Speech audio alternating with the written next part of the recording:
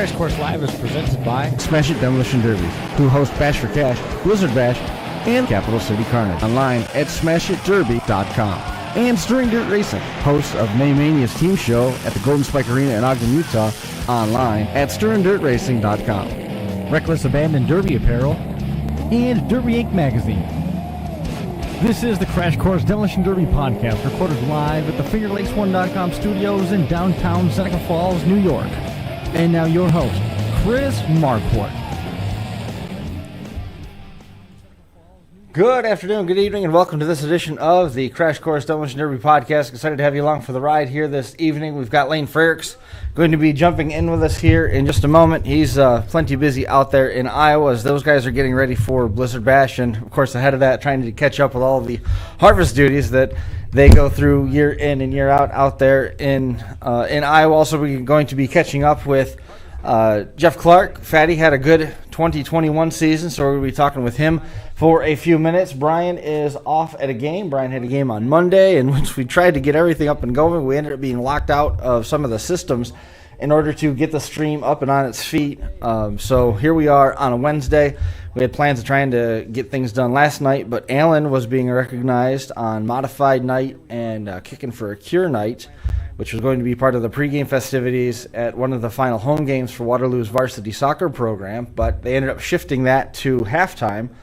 So we ended up staying for the first half of the varsity game, and the team ended up coming away with the varsity team, and it's on Modified. The varsity team ended up coming away with a 1-0 win over Marcus Whitman, and it was the first win for the soccer team in 3.5 years. So congratulations out to the Waterloo boys varsity team coming away with their first win there for the soccer program. On the flip side, it's been a long 3.5 years, so hopefully they don't have to wait that long before they get another victory under their belt. So shifting gears back into the Demolition Derby side of things, real quick, we just wanted to make sure you check out Scott Kiefer's page. He's got some additional information regarding the benefit for his son, and after they had that horrible fire, they lost some pets, they lost pretty much everything else in the house fire, so check that out.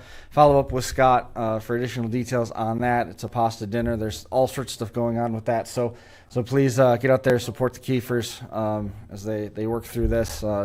Tragic to lose the pets and everything like that. It was awful news to find out that they had that. So thoughts out to them. Hopefully everything continues to progress in a positive way. We had a ton of derby action that we're still trying to find a way to shoehorn and catch up on.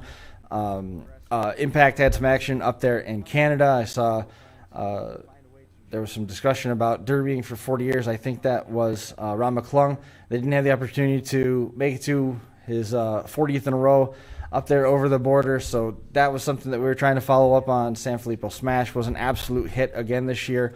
They gave away the performance engine on the heels of all that, and so still trying to weed through all that stuff as we had a little bit of time away there as soccer sort of consumed all of our lives. But again, here we are back at it. Laine Frerichs picked up the Domination Motorsports Point Championship over the weekend. Laine, joining us on the phone here. How are you?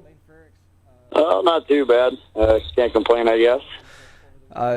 You sound a little exhausted. You've been putting a lot of hours in between all the projects that you always have going out there. Oh yeah, the sad part is now I'm kind of running out of time to have any time other than to be in the shop. It's been a long year as it was already, but now obviously no time off as Blizzard Bash is coming in, and we are full swing into that one. So yeah, exhausted is probably about an understatement. Tell me a little bit about the Domination season. It wrapped up in Cherokee over the weekend, and with it, you ended up pulling down the championship there. Tell us a little bit about what the season entailed and what the run was like this weekend. It started out the year, just the first show I ran was a team show. It's one of my good buddies or whatever, and I think we ended up 7th or whatever, so you don't get any points out of that. You only get points if you're in the top 5, but you get points for showing up or whatever. So I went into that with a pretty good car, went into that next show or whatever. I don't even recall it. It's been such a long year, but I had some shitty luck, or maybe, I don't remember what it was, but then regrouped again, I ended up letting Justin run the car at the hometown show for a different promoter, and he was able to get a win on that. So I pulled it down, got it all ready to go for the next show, which was that Mobile show. As I talked to you last time I was on the phone with you, got the win out of that one. Right.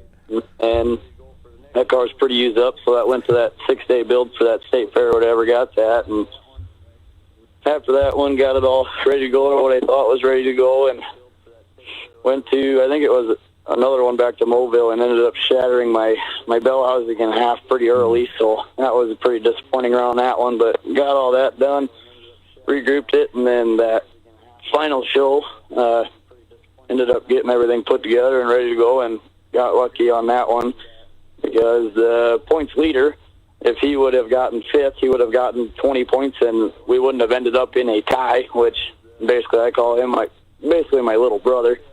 And tough luck for him on that one, but it was we only had 13 cars in there, and I think that final show was 11 and a half minutes long, counting a red flag. So it was fast, very fast paced. It sounds fast. I mean, 11 and a half minutes for 13 cars. That's you're doing some work out there, especially with the red flag mixed into there. Yeah, it was. It was fast. It was way fast. Track was pretty all right. Couple little sinkholes in there that caused some issues as far as getting moved around. But yeah, it was fast to the floor. Everybody was on it hard, and it was a good battle. It was super fun, actually. Probably one of the most fun derbies I've had in a couple of years.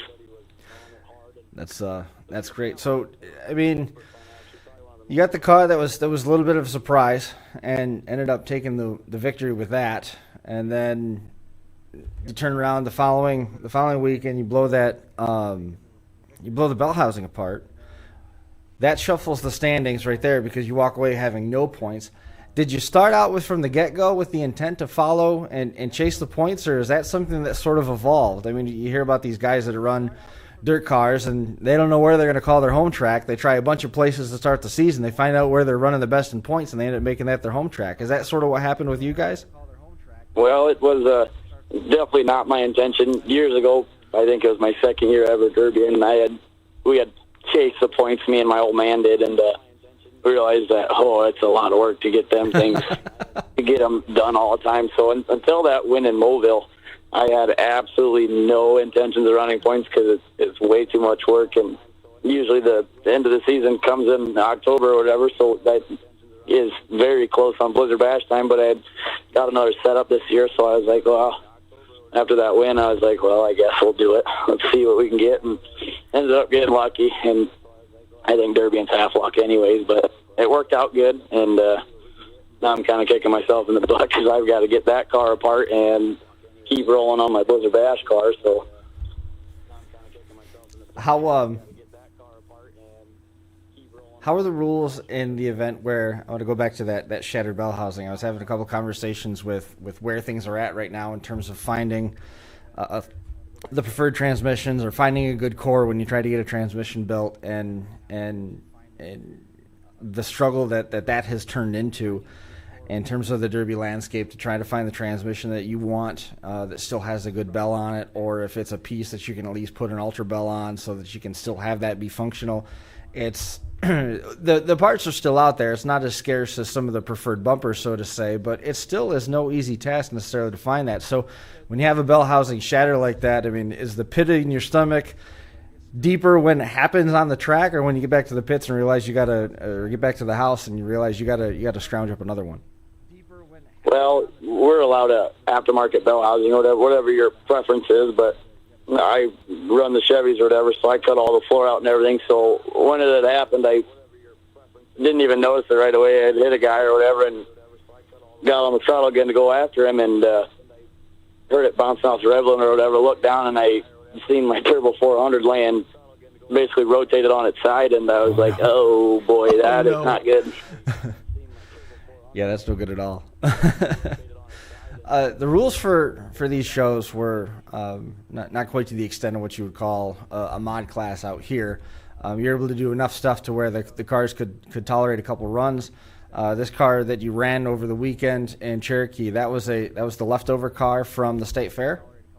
Yep. It was that show. I broke that bell housing in. I got 45 in the front, and it kind of hurt that passenger side. So it took me a little bit, and I knew it was the last show going into the finale or whatever, so I was like, well, do what I can. And they had given us 2 more repair plates, so I was like, well, it should be good enough. I didn't expect to have the success I did with it. I was just like, well, I was sitting 4th in points. I was like, well, let's just go for a top 5, and ran all the numbers, of who can place where for me to beat them and things like that, and it just kind of worked out. But I definitely finished her off pretty good. I don't have time to completely pull it apart, so I'll pull my drive line and stuff out of it, and it'll probably go sit out in the grove for a while till I feel like pulling it apart, or at least until after Blizzard Bash when I have more time. Sure.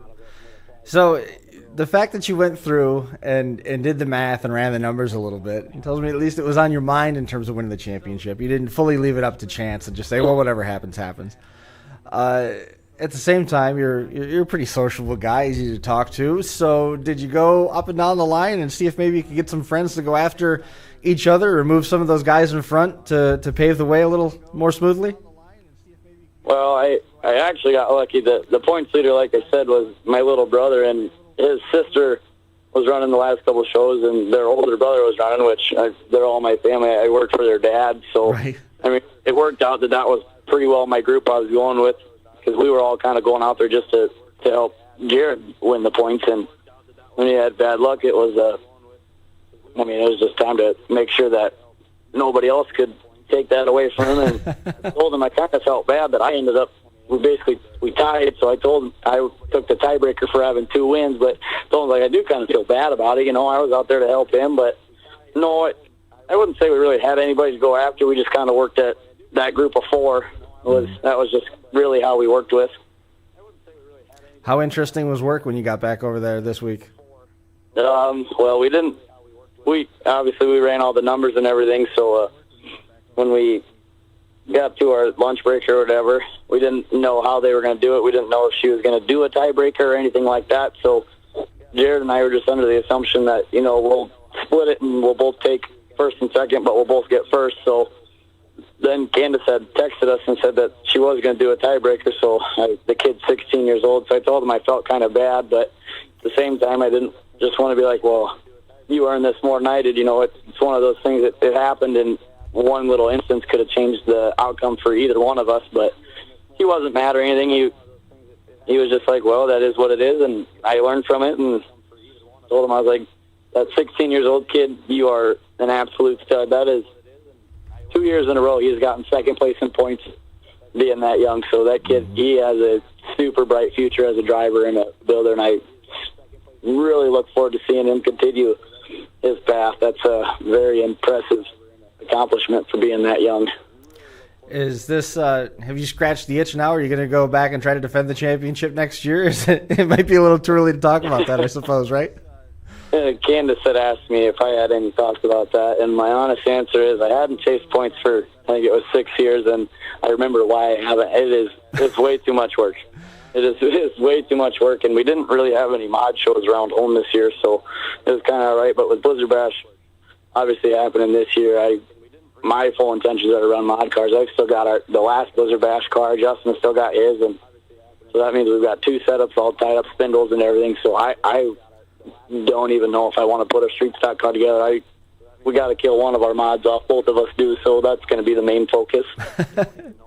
So for Blizzard Bash this year, did you have to go through and buy all new stuff because the other car already has it all? Yes, we did. Like I told you, I got that other setup, and then Justin had got another setup, and then we got new spindles, new tie rods, new training braces. I got another rear end. We got everything. Everything new bumpers. Pretty much everything is brand new. Another set. Just everything. So now we're up to 2 complete mod setups between him and I each. So yeah, we went through and bought another of everything. Well, how great is that? Now you got all this pressure off to build. You can let your mod car be together, so just roll this stuff over every other year. This is going to work out great, right? Yeah, it's only money, right? Right. That's on the topic of that, looking ahead to Blizzard Bash, it's right around the corner. I can't believe how fast it's creeped up on us here. We've got Buried Alive coming up at the end of the month. The week before that, we've got the cleanup show with Smash It, and then 2 weeks later, we're trekking off to Blizzard Bash. It's just unbelievable that it's here already.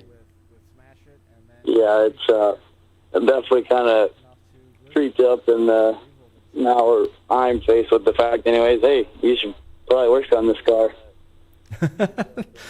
The team this year is going in as a contiguous unit. So I mean, you guys are well on your way. But as we were getting ready to go on the show tonight, the topic took a little bit of a different turn when we were chatting. And I feel like I'm very old talking to you, having had the opportunity to see Imperials all the time. That you're excited to see Imperials back on the track, because it's been ages since you've had the chance to see one run. It's really not been a thing for you. Right. Like I told you earlier, I remember, I think my dad ran one, and I was very little. I think we're talking probably 02, 03, 04 era.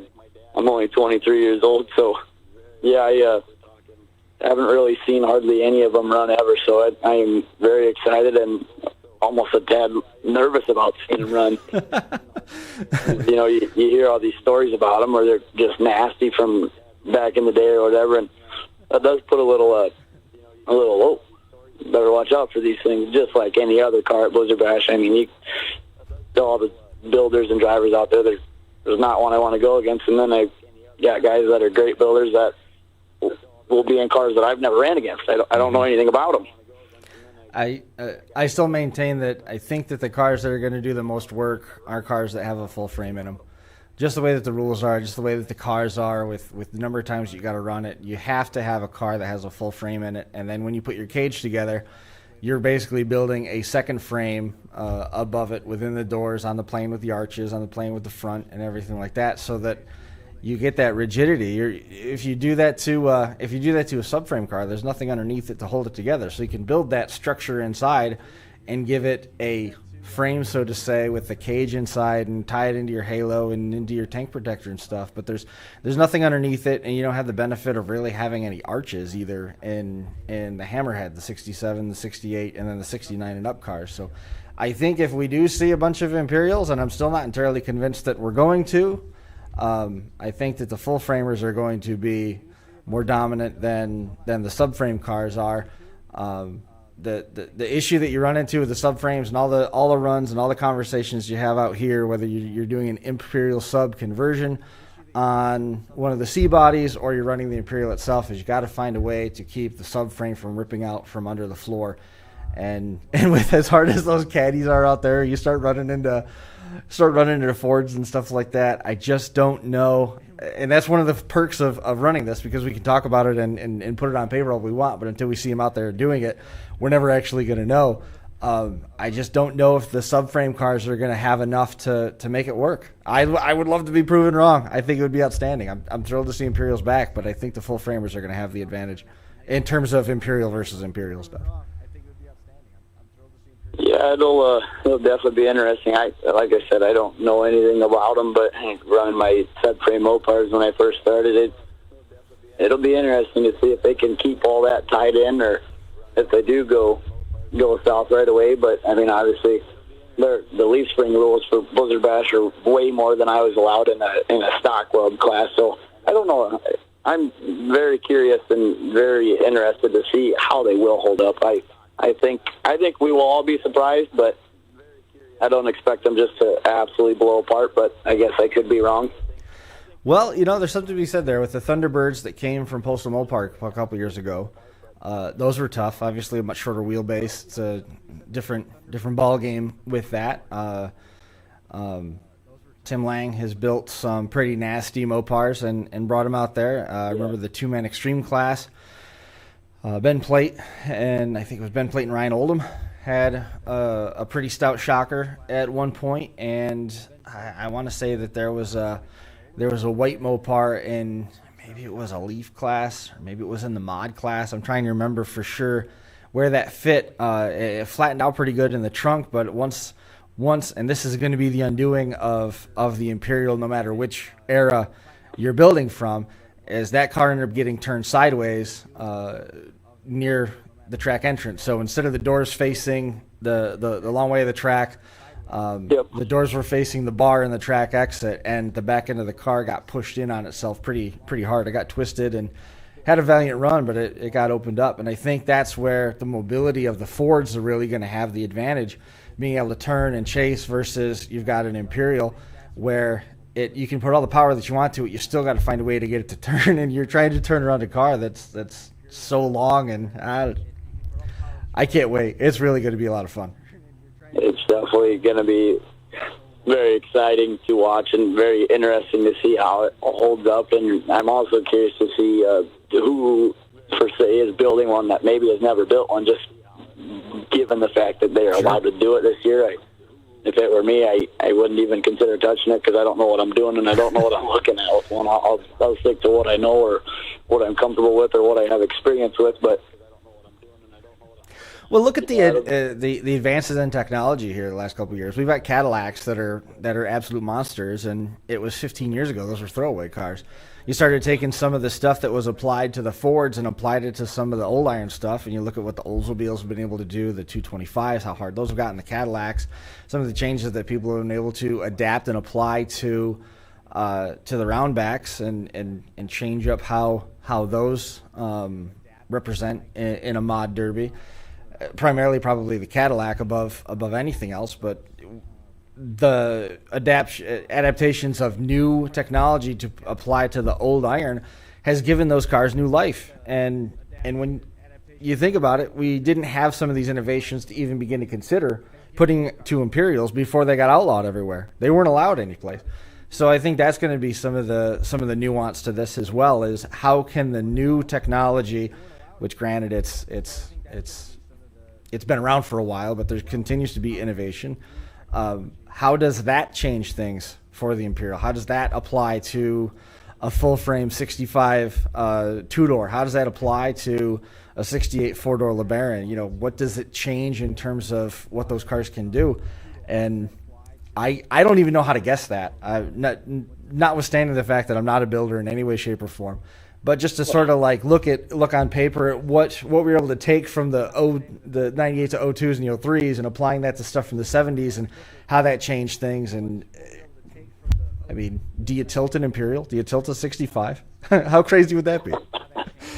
Yeah, I don't know, but I think come Blizzard Bash, I think we will see some Imperials that look like maybe some I've probably never seen. You see the pictures on Facebook, and you're just like, wow, that thing just looks nasty. I think we will see the same thing come Blizzard Bash. We will see, people's different thoughts on it, the way of whatever cars that they are comfortable with building have worked, and I think we are going to see some really, really crazy looking or crazy setup builds.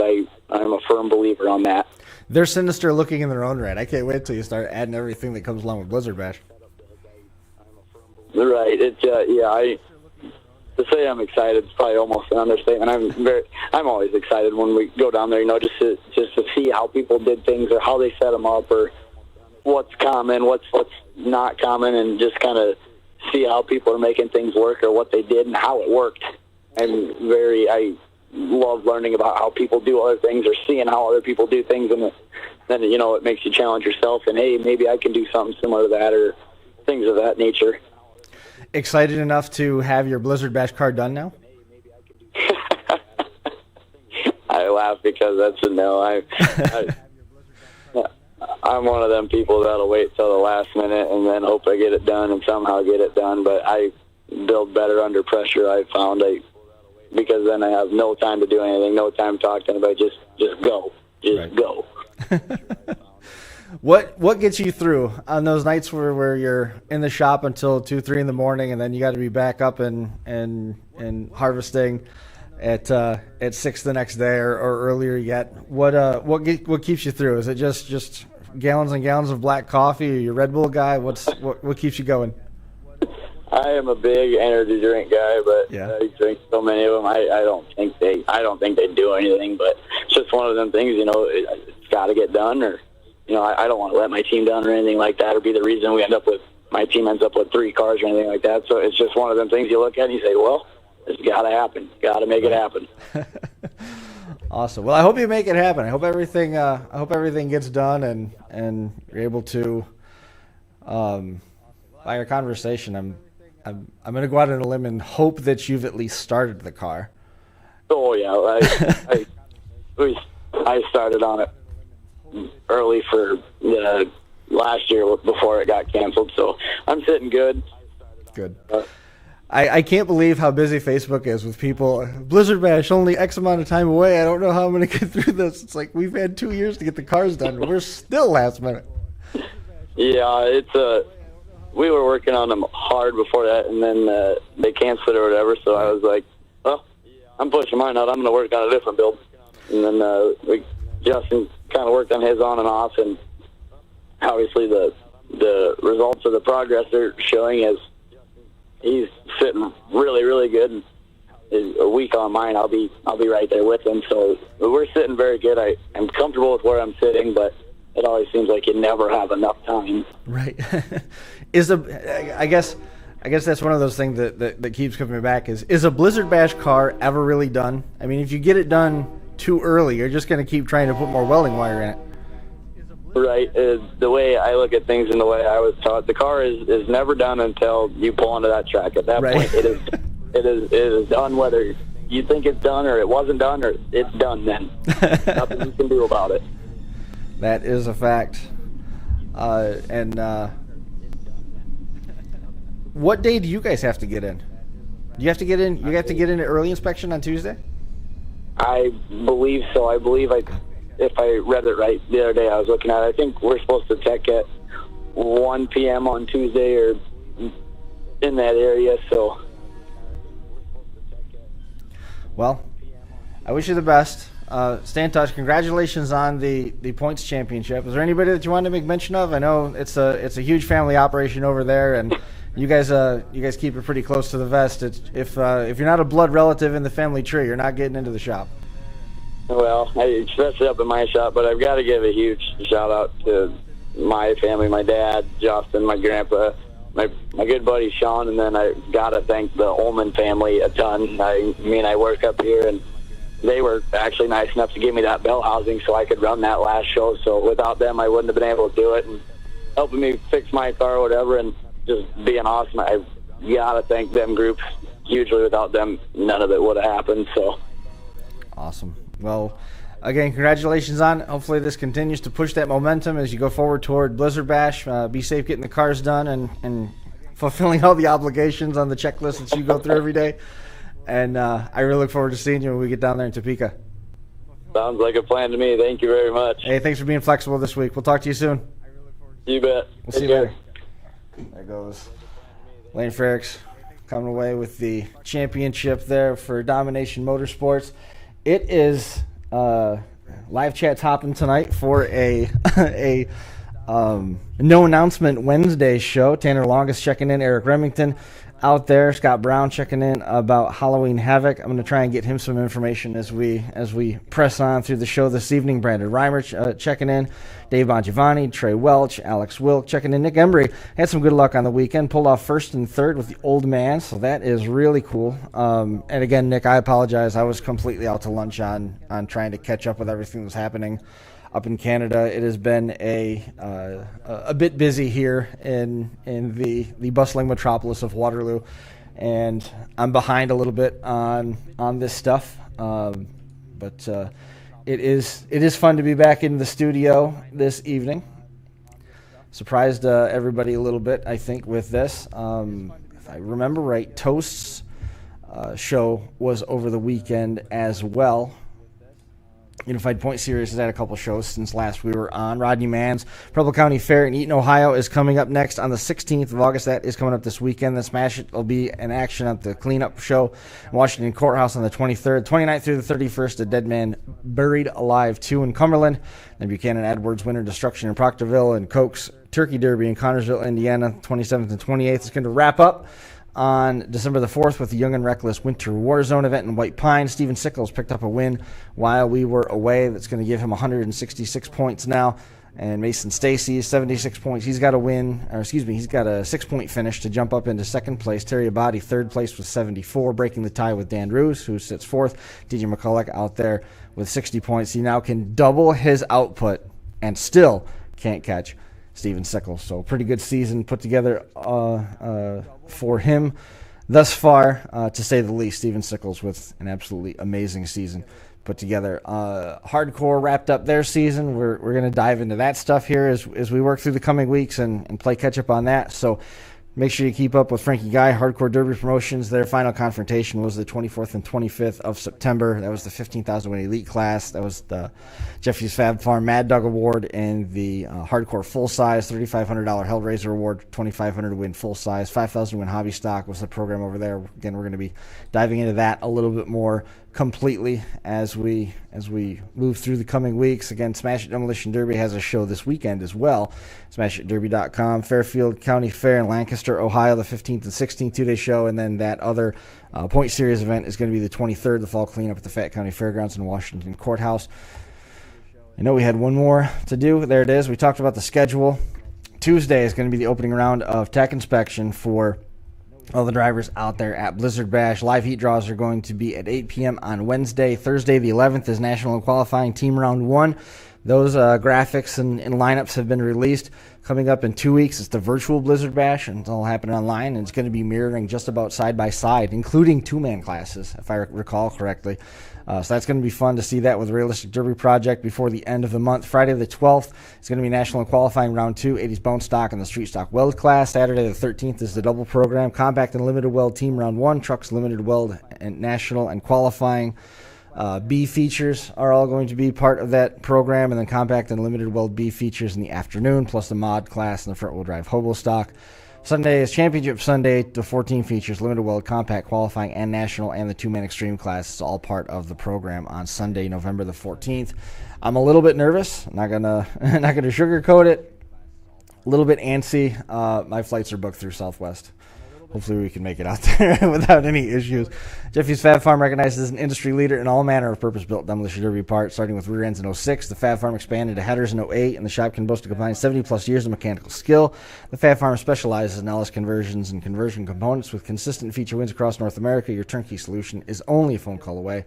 Fab Farm's Camry in a Box campaign sets you up for success with a retail price of $525.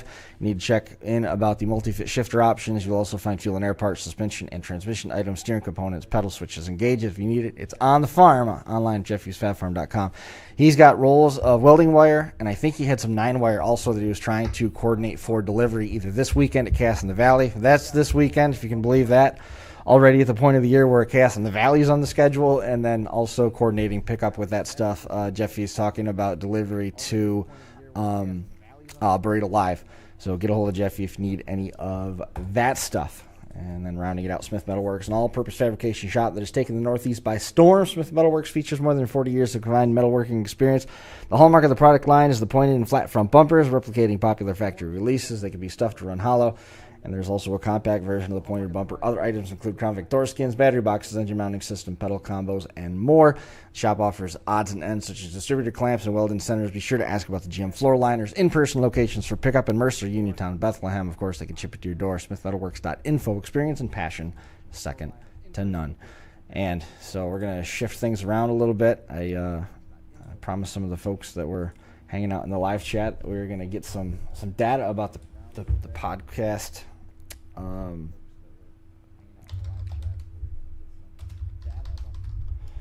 There we go. We'll try and get that put together. I think let's go here. Trying to find everything while we have a moment before we get started here. There we go. There we go.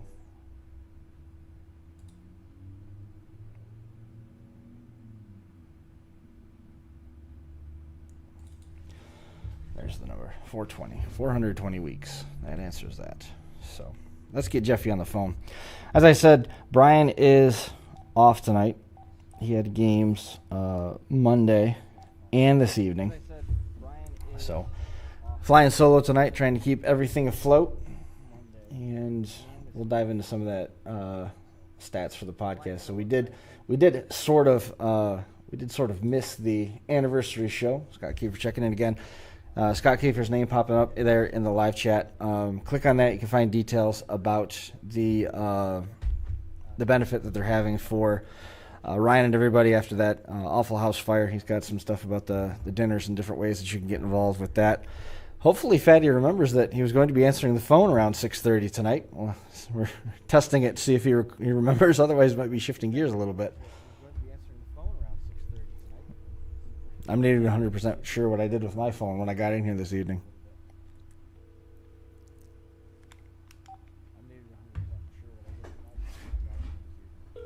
Might have to do it the old way.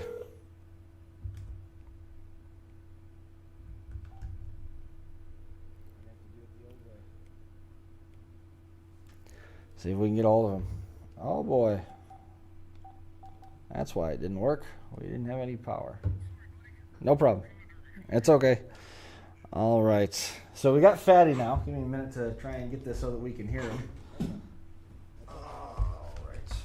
So got that sort of in position. Hopefully that'll work. You were working on a derby car? Are you getting ready for this weekend? No.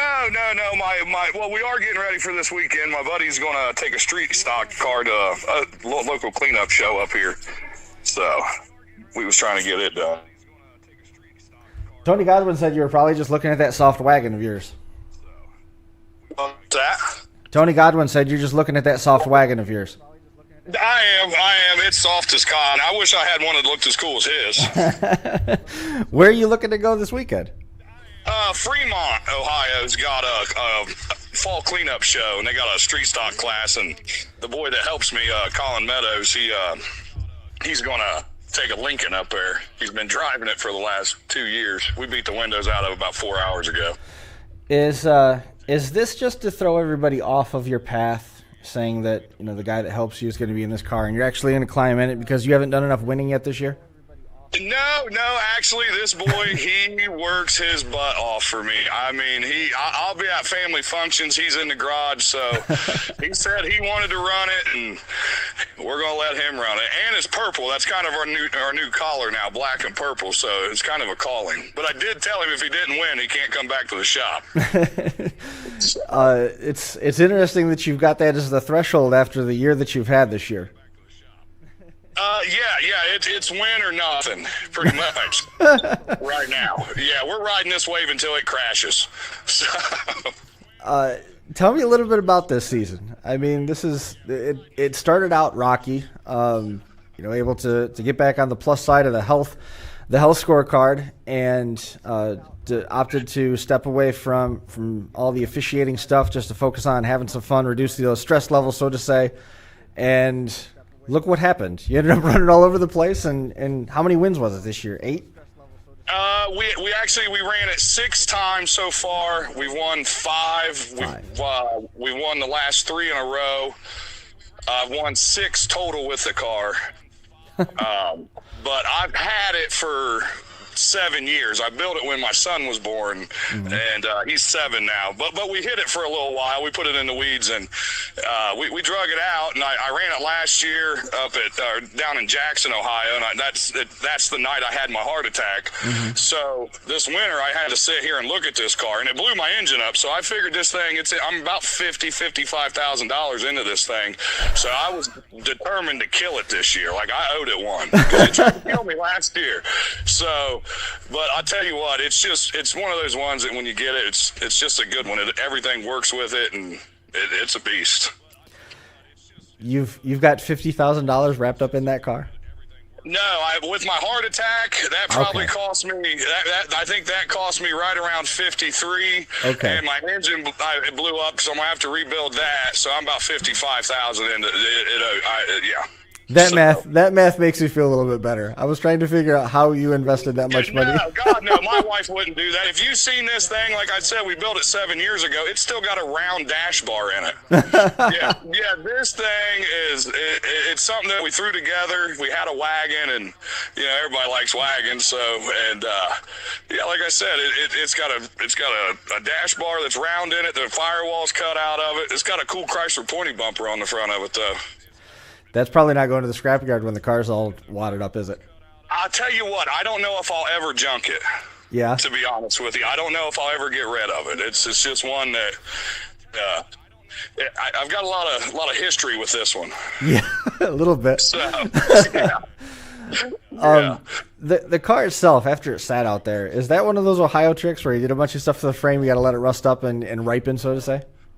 No, to be honest with you, it was it's an Ohio thing, but we went with Fords, and that's when I started running Fords real heavy, and I switched all my equipment over, to set up Fords real quick. So the wagon was always just sitting back there. And to be honest with you, my dad got tired of looking at it, and I had that and an Imperial sitting there, and he was like, "You got to get them out of here." Well, I just went and grabbed the wagon, and we started messing around with it and building it, and that's then now we still got the daggone thing.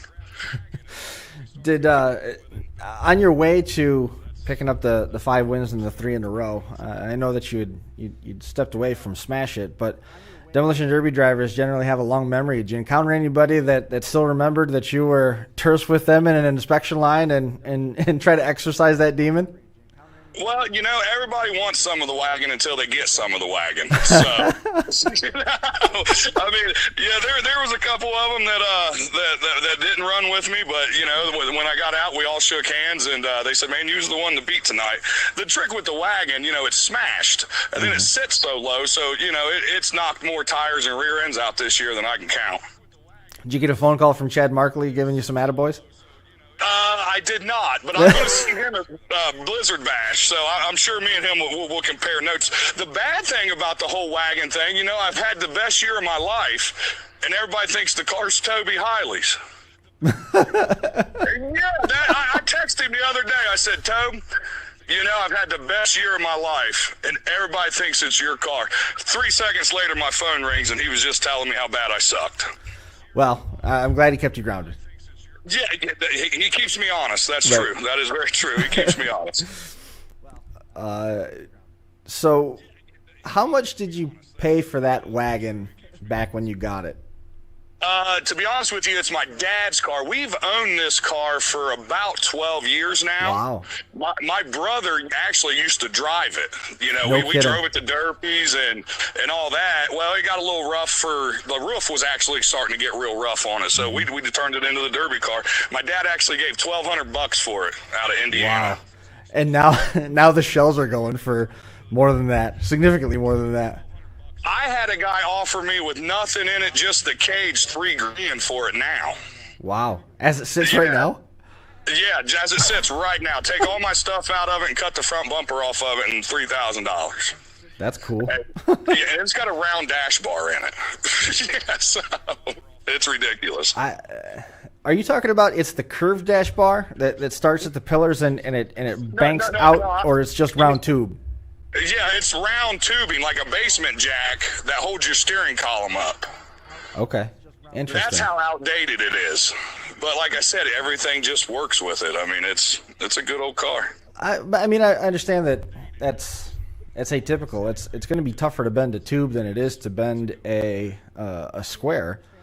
And granted, this is more applied to county fair type stuff, not necessarily big time shows, but it's not uncommon out here to have guys that build cars with round tube and they sleeve it one over the top of another and weld it in place. And then when it's time to take it out, they just cut that, collapse it together, and pull the bars out so that they can move the cages between cars easier. Right. Well, the problem with the county fairs over here, you pull in and you got Josh and Joey Braun making fun of you because you got a round dash bar. not that it don't work. It's just, come on, dude, you got a round dash bar. I don't know if it's better or worse to be pulling into a county fair and see the bronze there and to know that you've got their attention already. Oh, well, they just come to make fun of me. Yeah, so. Well, I am super happy to hear that you had such a great season this year. I mean, we talked to Leon a couple years ago when he went on that crazy run with his compacts. He won something like 12 out of 13, or he was winning 2 and 3 derbies in a day sometimes. And every now and again, people go on those runs, and it's just fun to watch it happen. Steven Sickles is in the middle of that right now in terms of the Unified Point Series stuff, and just to be able to get back and run derbies again has got to be fun, because you sort of lost touch with regular competition, right? Over the last several years, being an official, you weren't driving nearly as much, were you? No, I would only run 1 or 2 a year until this year. And like I said, I stepped away from Smash It. And, I was going to take it easy this year. I was going to run the team show up north, but I got my buddy Joe Linke. He drives me. I mean, we run together all the time. And he was like, dude, we got to fix your wagon. It's time to get back on the horse. So we fixed the wagon because we really wanted to get rid of it. But he was like, dude, this thing's going to be around forever. Right. So, we just end up running it. So, and I've seen so many people, like you said, Sickles and all those guys jump on that wave. I mean, it's fun to ride it. That's I'm sure. Is anybody else going to get the chance to borrow the keys to this one? I'll tell you what, there's only a couple people that I would let run it, and my brother would be one, Joe Linke would be another. I'd probably have to let Jake Phillips run it because he's the official for the company that I've been running for, so he's looked at it enough. He's crawled around on it. I should probably let him run it once. But I actually get messages all the time if it's for rent. You wouldn't believe it or not. Did you happen to put it underneath the Smash It microscope and see what happened? No, I'll tell you what, I haven't, but Tim tells me all the time he knows I'm wrong. That's all he says. Jeffrey, you're wrong. That's awesome. Did I hear you say that you're going to be going out to Blizzard Bash this year? Oh, yeah. Yes, sir. Actually, me and my buddy Joe Linke's flying out. I've never been on a plane. I actually booked my first plane trip. What'd you book it on? I don't know. Joe booked it. I hope it wasn't Southwest. I'm getting a little nervous. Yeah, no, I don't know. I'll get in my car and drive. I've done it plenty of times. It's only 10 hours for me. Only 10 hours. Well, when you do it so many times, it's not that bad. And I only live 5 minutes from 70, so you're on 70 for 10 hours. It's horrible. But for Blizzard Bash, that's one you don't want to miss. Right on. That's going to go there, sit in the stands and just take it in. That's good. So how are you? It's going to be awesome. Like I can't wait. Like at 3 o'clock, I'm going to go take a nap. It's going to be amazing. How are you expecting the Imperials to do? I'll tell you what, the subframers, we'll have to see with them because they're nasty up front, but when you take that shot all the way down that track, you got that soft ass sitting out there. Mm-hmm. The full framers, if they can keep the steering on them, they better watch out. Yeah. So, and I just can't wait to see them. Right. Like because the builds out there, they get a little crazy. So I can't wait to see them. They look pretty evil as it is, so it's going to be neat to get over. Hopefully Tim's got a big lift. I think that with the subframers, maybe even with the full framers too, you're going to see a little bit of slot car action happening. You go from one end to the other, one end to the other, one end to the other, and not see a whole lot of turning. Because I tell you, with any car that's a subframe, if you get it turned sideways on a Blizzard Bash track and your doors are facing the ends of the track versus the sides, you are in a world of trouble. Oh yeah, quick. I mean, the only way to drive's an Imperials that way, you don't turn them. And it's designed for the Imperial to run that way out there. But like you said, if they get them sideways, it's going to hurt real quick. It's no different than a wagon. You get a wagon turn, you can take the quarter panels out of it and really start to get those arches to roll in and cause some trouble. And so just don't get it turned sideways. If you're driving one, don't get it turned sideways. Keep it north-south and let the pillars be bait and let the nose of the Imperials do the work. Oh, yeah. Yeah, I just want to see how they're going to set them. If they're going to set them like Crown Vics, if they're going to set them level, that's what I like to see, how they do different things. Because here in Ohio, we like them to set level. You know, we don't set them up like a Ford. You set it up like a four-wheel drive truck and drive through everything. Right, I was going to say, like Minnesota 4x4s. I mean, those things get really high off the ground. Oh, yeah, it's crazy. I seen Ziz have one time. I think it had 35-inch tires on it. I mean, he knows how to build them things, so. Absolutely. Well, man, is there anybody else that you want to make mention of that's helped make this year as great? I'll tell you what, Paul Linke, he builds my Otis. He builds our engines. Top notch. I've ran it 5 times. It's never blew steam out of the engine. We've won $6,500 with it this year. He does my engines and my transmissions, and top-notch guy. If anybody needs anything, get a hold of him. Otis. I seem to remember an Otis logo. Is that oh, man. Did Jesse down in Pennsylvania, did he have Otis engines? I don't know. There's so many of them out there right now. I don't know who's all got them right now. It's like a little marshmallow, like fat guy thing. Yep, that's the yeah, that's the logo that I'm picturing. Yeah. Yep, that's Paul's logo. Yep, that's Joe Linke's dad, and I'll tell you what, he builds my engines and Joe's engines and Matt's engines. I know combined between me and Matt and Joey this year, we've won 10 derbies. Wow, not a bad year. So, no. Our camp's had a great year.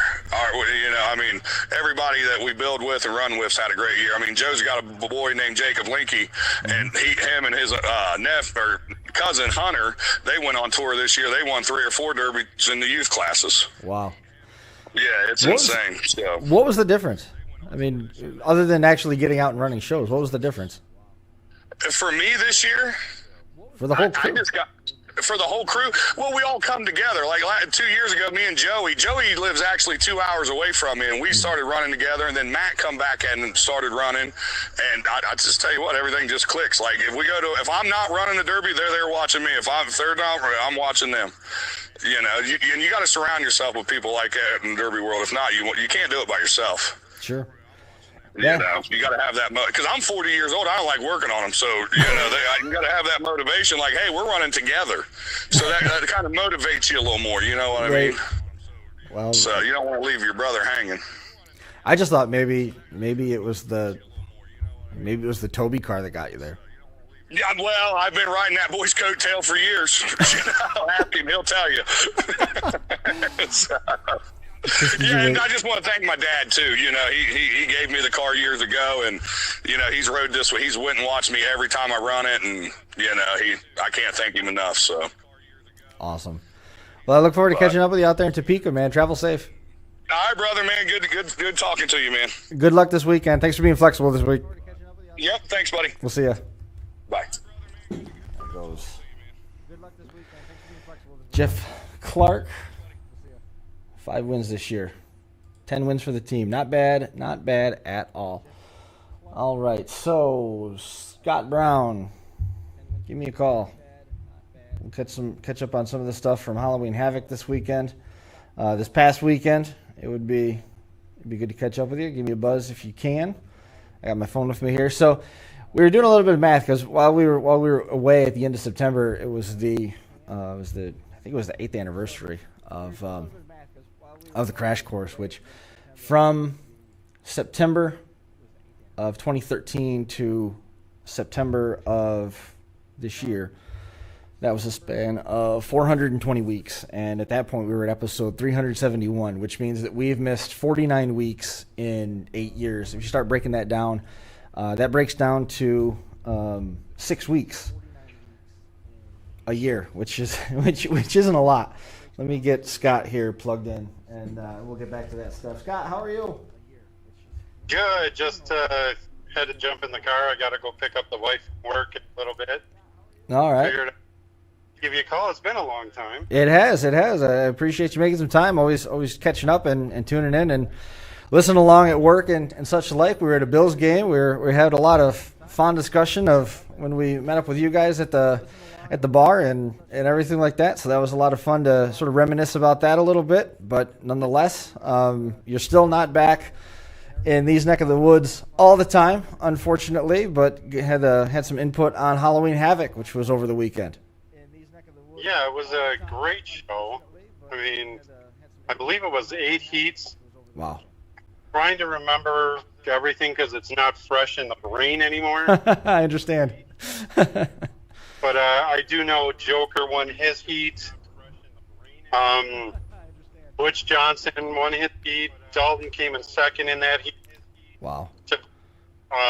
It started out with a bang. The youth kids started out the show in a wire class. Mm-hmm. They were insane. I was just impressed.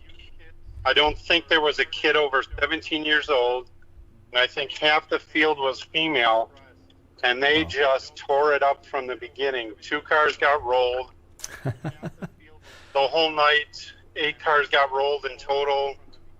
I mean, it was an amazing show. Because these guys, everybody's been just pent up waiting to destroy stuff. And it was awesome. That's awesome to hear. I don't know if you follow along. Gabs, Alan McNeil's daughter, she had a heck of a run over the last couple of weeks, and then the Laine kids were out there. Both of them were on track with Steve, and so that was pretty cool. That those guys were finding a little bit of success, a little bit of torch passing going on out there in Western New York. Yes, I love seeing some of my friends' family from back east, having a great time and being successful. Mm-hmm. What else do we have? I mean, 8 heats. It was it probably didn't take too long if with 8 heats, with the pace that generally welcomes everybody when they watch in Utah. Yeah, I think it was about just after midnight when I got home. I think I was up at the fairgrounds for 14 hours. Yeah. It's a heck of a day.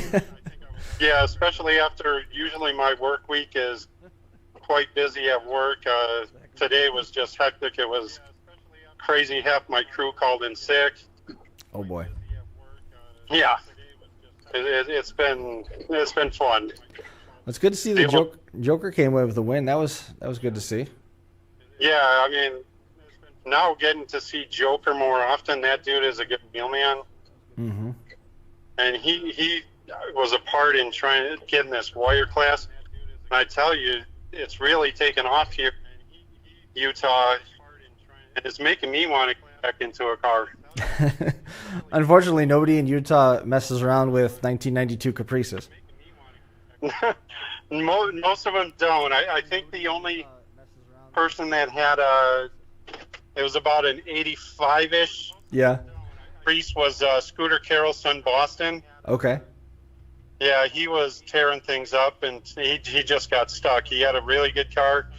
The first time he ran that car, he broke an axle, which did him in. So it off, had havoc, and did a pretty good job. But like I said, he got stuck, and it was game over. Right. Another guy. Yeah, Another guy that got stuck ahead. over the weekend, Jared Brown, had his mod car out, and he sent me a picture of the hole that the car got stuck down into. A bunch of mud packed up in the front wheel, and he ended up bringing some hardware home. Got a Mad Dog, and that's always goal number 1 when the Browns are on the track up there in Minnesota. So that was exciting. I got the Mad Dog and runner-up, but man, if he was able to get free, it's one of those cases where if he was able to get free, I'm pretty sure he would have won it. Yeah. I think even in the minis, Scooter Carroll's son, Cody, he was doing great. He got Mad Dog, but again, he got into a corner, got stuck, and I think if he didn't get stuck, he's winning. Wow. But I mean, all in all, anytime you can derby, it's a great day. That is absolutely true. How's everything else going out there for you? It's going quite well. The mountain's getting snow-capped. The weather's a little chilly. Like I said, I'm picking my wife up, and she's about ready to hop in the van to go home. Awesome. But all in all, it's going good. Excellent. Well, we're gonna be getting out of here in just a minute or two, and you gotta finish your Uber duties for the evening. But I appreciate you calling in and catching up with a few minutes and having some details on Halloween Havoc. Thank you. Yeah, no problem. And yeah, I'll try and get in touch again here in the near future, especially if I do get lucky to find a car and do something. Please keep me posted on that. I want pictures and everything. I will. All right, man. Thank you. All right, Chris. Bye. We'll see you later. Scott Brown checking in real quick with some details on some action out there in Utah. If you got my number, you're always welcome to call in. That's always been the case here. You can call my cell. I'll try to finagle a way so that you can get on the air with us for a few minutes. Like I said, Christy Germain checking in. There was a bunch of action up there in Canada that we didn't get to. I was just happy that we were able to log in and get back into the studio. We would have had a game again tonight, but the modified game with Geneva got canceled. However, the train, if you noticed, it did not. That still made it through right on time. I was beginning to tell you it was 420 weeks from the first episode to the episode celebrating our 8th anniversary, so to say, and 371 episodes at that time. This is number 372, which breaks down to 6 Mondays off a year. So when you think of New Year's and Christmas, you think of Memorial Day and Labor Day and Blizzard Bash. There's 5 right there that we don't have a show. We usually don't have a show that Monday that we get back from Blizzard Bash, and we there's been times where we delay that a week. So there's 5 weeks that we can account for right there. So there's only been one other wild card, 1 or 2 other wild cards a year when you think about that. So it breaks down to 40-some shows a year, 40-some Mondays that we've had the chance to sit here and hang out with you guys, and it was making me reminisce a little bit about that and thinking about where the show is and where it's come from, and those are only the numbered episodes. That doesn't count live shows. That doesn't count pre-race shows. That doesn't count episodes that we did remotely from home that didn't get numbered, that didn't have an MP3 or whatever. And I know one of our friends is a statistician. One of the guys out there in Delaware always reminds me that somehow we lost an episode. There was either the same number 2 weeks in a row, or there was a number, we missed a number and we jumped one. So, I mean, ultimately, just looking at weeks and looking at the numbers of episodes and the number of times we've done this, it's obviously that we're well over the 400 mark. And we are going to be able to put a cap on number 375, I think, before we get to Blizzard Bash. I think if everything goes right, the Monday going into Blizzard Bash will be episode number 375, which is just mind-blowing. And I just wanted to take a minute to sort of say thanks when we started thinking about the fact that it was only 6 times a year that we didn't make it on at some point. So it was really astounding a little bit to sort of think back on, and we've been very thankful and fortunate that Finger Lakes One has been on board with having us here. We've been through a couple different studios, a couple different figurations, and but it's always been Demolition Derby at the heart of it, and we sure do appreciate it and all the continued support. We'll be back here again for 373 next week in some way, shape, or form. I'm telling you right now that it won't be Monday because we do have a game for Modified, and then Modified will be wrapping up, but there's also some talk that the indoor season is going to be starting soon, so we got to kind of evaluate what is going to be going on and how we're going to do this, because both kids are playing sports now, and we got to find a way to get them to practices and stuff. But above all else, to be looking at 375 here in a couple of weeks was really something, and I wanted to make sure that we said thanks and acknowledge that. For our guest tonight, Laine Frerichs and Scott Brown jumping in there, Jeff Clark, we sure do appreciate those guys hanging out with us here and being flexible as we work through the lockout situation. Now we're back in, we're back good, and that is going to do it for this one. 372 in the books. Thanks a lot. We'll see everybody next time.